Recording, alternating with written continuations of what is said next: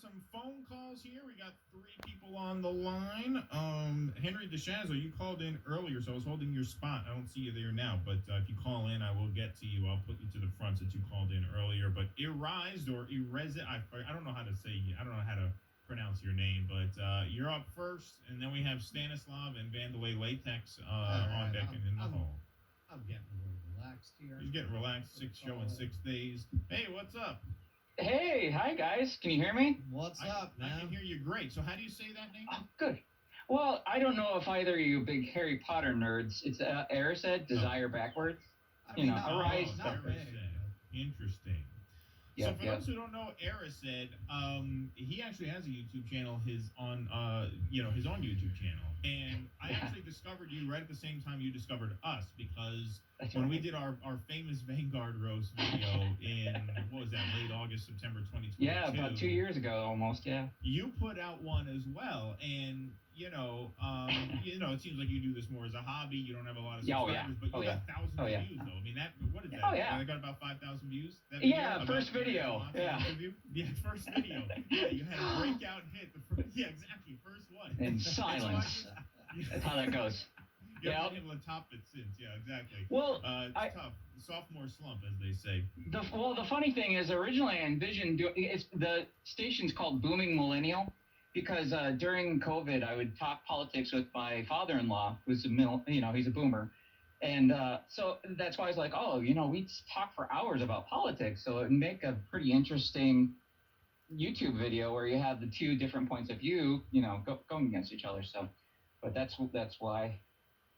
Yeah. And then, like I said, I found you right around the time you found us. You froze. I think you froze. I froze. You might have to go inside. Yeah, nobody's going to hold my face for that. I think you froze there, Erised. There you go. Now you're sorry about that. There you go. Now you're good. Oh, hi. There you are. Yeah. So I'm sorry. Where did I miss? No, you were just talking about the Booming Millennial channel. Right. So just to get I like to get the different perspectives. It's interesting. Both my father and my father-in-law both have veered to the left. They were staunch Republicans. I actually grew up in the Mormon cult, which was fun. So very, very Republican. But then over time, my father lost his job, so he became more left side, because he finally got to feel some pain, you know what I mean? At least that's the way I saw it. I was like, so now you understand what it's like, you start to, yeah. So, and then of course I've actually moved more to the center, it's really weird. I'm actually a leftist, but I'm seeing the Democrat bullshit. So it's very frustrating. Right. But I actually called, first of all, I'm sorry, I've been lurking for 2 years. I've been watching everything. But I finally decided to pony up because I'm tired of being a freeloader. Sorry, guys. Thank you. Much appreciated. No problem. But I called. It's never too late to mend your ways. Thank you. Mea culpa. But I actually called in to see what you guys are thinking. Like, I sat out this primary because, who cares? Sure. Which is too bad, because I hate it. I know a lot of people have that mindset of just sit it out because you don't have a voice, but then it's just like, then you're silenced in that end. So then for this general, of course I was with you, Keaton. I was like, okay, maybe Cornell, maybe he'll pull something, but no, of course he's not serious. So I'm wondering, are you guys going to sit out the general as well, or I don't know. That's why I was curious where you guys were at. Well, you know what? I was talking about this, I think, on Jimmy's show. I'm pretty sure Claudia Dela Cruz is based here. Yeah. So I might want to do like a sit-down interview with her. That'd be kind of interesting, actually. That'd be cool. We'll see what's going on there, but this, I don't know if you were a Bernie guy back in the day. Yes, unfortunately, yes, I got let down by Obama and Bernie. Yes, I'm in the same clubhouse.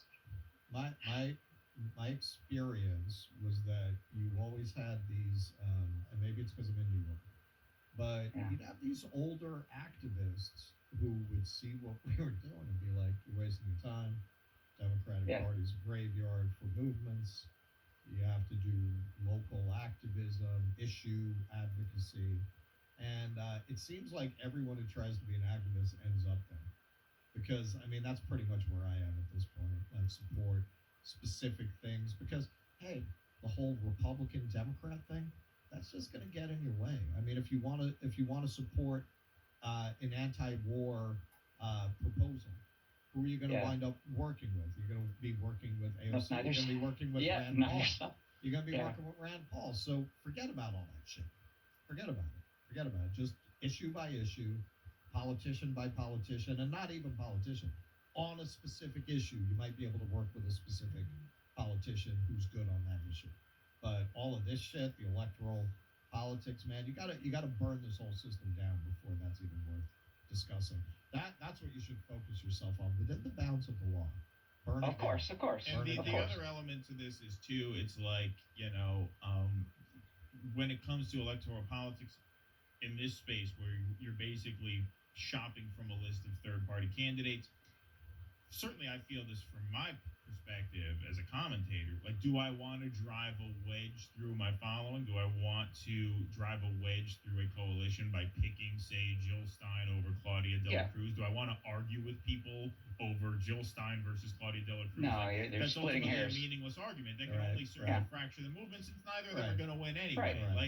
At the moment, Jill Stein seems like the more serious of the three third parties. If you wanted to register a protest vote, you still have the ballot access and things like that. I'm not particularly inclined to support the Green Party after this Cornell West thing. They have not been forthcoming as to what happened and why they got people all psyched for Cornell. Peter. I'm not really interested. It just looks like a shit show. Yeah, it just looks like a shit show. I'm not inclined to support her either. I won't attack Jill Stein. I won't attack any of these third party candidates. But like, to pick a side is just to cause an argument unnecessarily where there needs not be one. So that's with Claudia Dela Cruz, she beat Cornell West in California. What? He was trying to run on the socialist line? There was a party there. I forget what the name of the party is, but there's a party ballot line there that they were competing for. And she beat him, which is an indictment of Cornell, not to discredit Claudia Dela Cruz, but he's a much bigger name than she is. I mean, if he can't beat her... Nobody's heard of her. Nobody's heard of her. Cornell's a minor celebrity. If he can't beat her in a primary, what does that say about his organization, right? So at this point, I would be inclined not to get involved in that, just because it's not an argument worth having. It's an argument that's ultimately in the clouds. It's academic. Why fight with people who are more or less on your side, right? Because whoever's going to it's the Gaza issue that's the big one for me. I mean, like, neither side. Right, exactly. Well, thank you, man. It was great to meet you. Hey, we got to move the line. You guys are doing great. So thank you so much for your time. Appreciate it. Feel free to call in anytime. Thank you very much. Alrighty, folks. We got a full line here, so we're going to cut calls off where they're at now. So if you have not called